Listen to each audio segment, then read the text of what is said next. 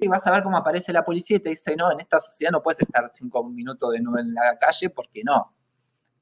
Y si sos menor de edad, te van a preguntar el número de tu papá y te van a llevar a tu casa seguramente. Si sos mayor de edad, seguramente te manden a un psiquiátrico o a la comisaría, digamos. Hasta en estas cuestiones está reglamentada la vida común. ¿Soy libre de elegir completamente cómo me visto? Completamente. Tiene que ver, no hay cuestiones que influencian en mí al modo de poder elegir cómo me visto. Esta es una pregunta con la que comienzo TCPS todos los años y este año no puedo empezar así. En general se arma un debate y colectivamente vamos llegando a la conclusión de que no, de que hay cuestiones que nos influencian. Entonces, como pregunta número 2, es, piensen por lo menos 3 factores que nos influencian al modo de decidir, pongo entre comillas, decidir porque no es una decisión completamente libre, cómo me visto, qué cosas influyen, ¿sí? Positivamente, generándome ganas de vestirme de una manera y negativamente, impidiéndome vestir de alguna manera, ¿sí? Pensándolo en ambos sentidos. Y así es una manera de empezar a entender esta mirada sociológica o una mirada estructural que discute con la meritocracia en el sentido de cada uno es libre de hacer lo que quiera. No sé, pareciera que hay muchas cosas para decir con respecto a eso. ¿Es posible que un ser humano sobreviva en forma solitaria, sin nadie que le enseñe ni siquiera a hablar? Nacimos en un mundo que ya existía antes de nosotros, con sus costumbres, como dicen muchos de ustedes. Uno de los trabajos habla de esto, nacimos en un mundo que ya existía antes que nosotros, con su costumbre, con su lenguaje, con sus formas de pensar, con sus equipos de fútbol. Bueno, podría ser hincha de San Lorenzo si hubiese nacido hace 300 años, porque San Lorenzo ni siquiera existía. No es casualidad que seas varón y te guste el fútbol. Es el destino que ya estaba preadjudicado para muchos de los varones. Eso no significa que el fútbol no pueda ser algo interesante que tenga que ver con una decisión individual, pero es casualidad. ¿Es casualidad que seas varón para esta sociedad? O sea, ¿es casualidad que hayas nacido con el órgano sexual masculino, supuestamente masculino, y te vistas como varón? ¿Es casualidad que tengas vulva y te vistas como se tienen que vestir las mujeres? Acá ya les di una primera pista, una cuestión que influye a la hora de vestirse y tiene que ver con el género. Existe la ropa de varón y la ropa de mujer, supuestamente. Supuestamente digo, porque, ¿por qué supuestamente? Porque no es natural, ¿sí? Tiene que ver con una construcción de poder que hicieron hombres y mujeres para decir en nuestras sociedades hay ropas de varones, hay ropas de mujeres, que no siempre en la historia de las sociedades humanas fue así.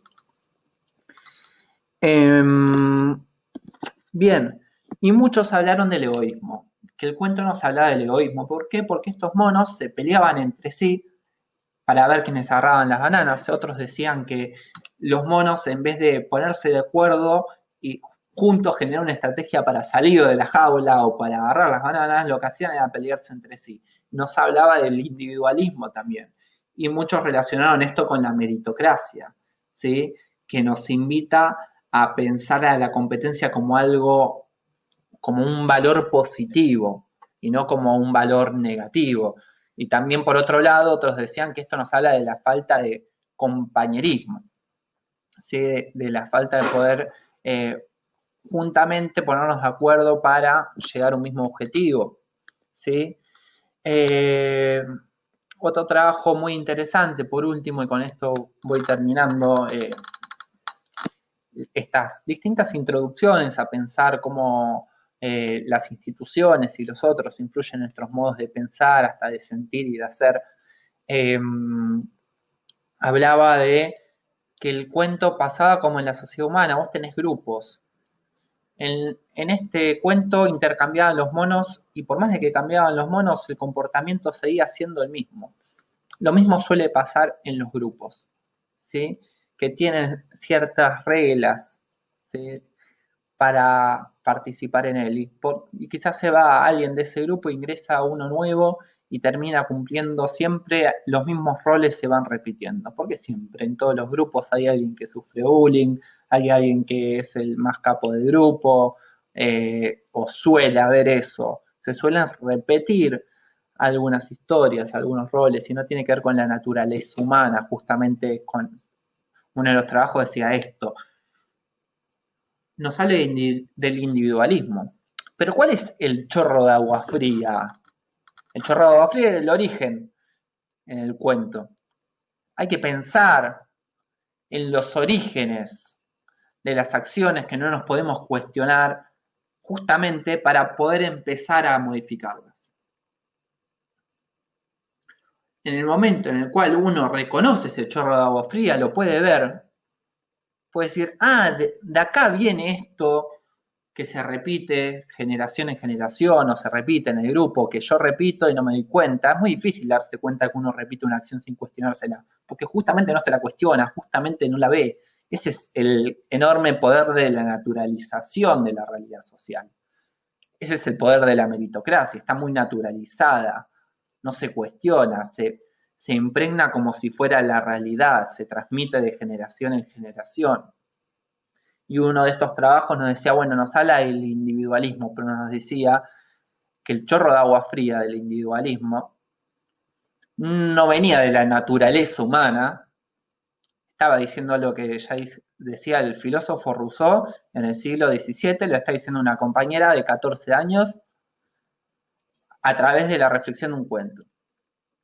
Dice, los hombres no son egoístas por naturaleza, sino que es la sociedad a través del dinero la que lo hace egoísta porque nos hace competir entre nosotros y le da más beneficios a unos y más beneficios a otros.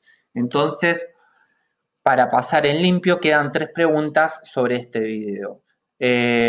La número 1 es sacar 2 ideas o 3 ideas centrales de la mirada estructural o la mirada sociológica que tiene que ver con todo esto que dije en el video. Apuntar por lo menos 2 o 3 ideas principales que haya sacado de esto.